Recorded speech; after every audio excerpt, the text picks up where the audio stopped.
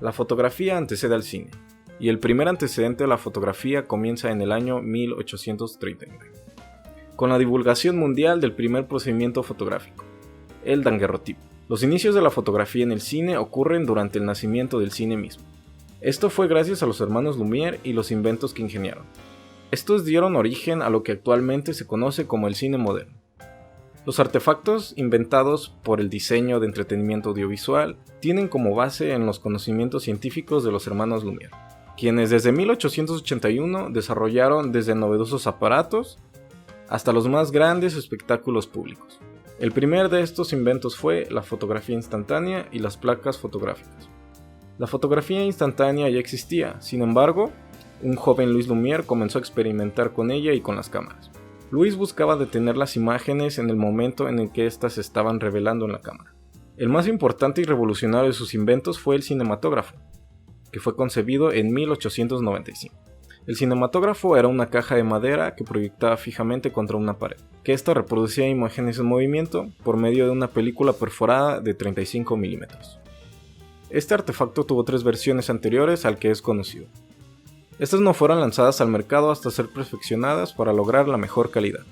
El tercero de los inventos fue el autocromo en color, creada en 1903 pero lanzada al mercado en 1907.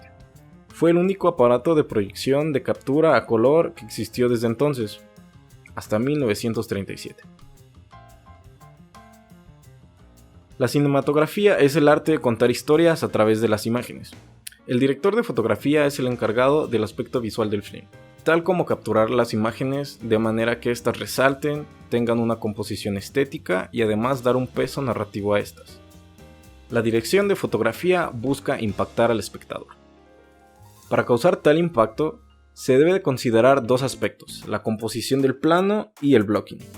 La composición del plano abarca desde la iluminación, colores y la estética. La iluminación es la parte esencial para la creación de las atmósferas en las películas. Se puede utilizar luz natural o artificial. De la utilización de la luz natural podemos poner como ejemplo a Emanuel Lubezki, quien recurre mucho a este tipo de iluminación, buscando una composición más visceral e inmersiva, dándole un toque más real, orgánico e íntimo al plano. Crea una estética muy bella, pero también es complicada de manipular, ya que esta está a merced del clima o la hora del día. También está la iluminación artificial, donde se utilizan lámparas, reflectores y demás herramientas. Podemos tomar como ejemplo a Christopher Doyle, quien hace uso recurrente de luces de neón para crear atmósferas envolventes y saturadas de color, donde exprime y resalta cada rincón del plano, haciendo de este parte esencial de la historia, resaltando la conexión del personaje que tiene con su entorno. El color. El color como elemento narrativo puede ser usado para representar estados de ánimo como alegría, tristeza o angustia. También para crear atmósferas sombrías o asfixiantes. También el color se puede usar para estar relacionado con la psicología del personaje, personalidad, temporalidad de la historia. Como ejemplo podemos utilizar a Blade 2, donde se utilizan colores cálidos con los tonos amarillos durante las escenas de noche, dado que para los vampiros es el día. Colores fríos y tonalidades azules para el día, porque para ellos es la noche. Tenemos que hablar de Kevin, es otro ejemplo para explicar el uso de color. En esta película el color es utilizado para representar 2 temporalidades distintas, el pasado y el presente, y su respectiva evolución del personaje. Podemos ver esto en películas como Shape of Water y El último emperador de China, donde conforme avanza la película los colores se van sumando y otros se van difuminando. Todo esto mientras avanza la historia. El último de los elementos es la estética, en el cual se engloba también el uso del color y la iluminación, la cual nos puede transmitir la rigidez de una historia, personaje o escena en específico.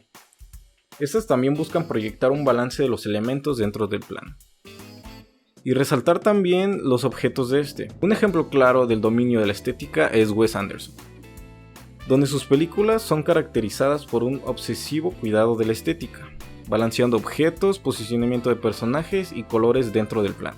También tenemos a Kubrick, que con el uso adecuado de los elementos daba una profundidad al plano y enfatizaba a los personajes como el centro de atención en este. El blocking. El blocking es el movimiento de los actores y la cámara dentro del plano.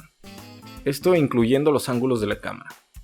Un plano se puede componer para presentar un personaje, como en la película Mad Max, armar una escena de tensión, como en Perros de Reserva, causar misterio, para figurar la superioridad de un personaje, como lo vemos en Matilda, que en esta película se utilizan planos picados y contrapicados para que el personaje de Tronchatoro se vea más grande, donde también hacen un uso de la iluminación para proyectar una sombra más grande de esta. También el blocking funciona para seguir las acciones de los personajes y adentrarnos más en la historia. Mostrar y enfatizar los sentimientos de los actores en escena. Un claro ejemplo de un buen blocking es la escena de Dunkirk en Atonement, donde se usa un plano secuencia que sigue a los personajes abordando el trasfondo decadente que los rodea. Y si bien la intención de este recurso no es resaltar el entorno, sino más busca proyectar la locura y los estragos que causa la guerra, al mismo tiempo mostrando el desgaste que sufren los protagonistas en esta. Y si bien para muchos la fotografía no es la historia misma, la fotografía sí es una manera distinta y hermosa de contar una.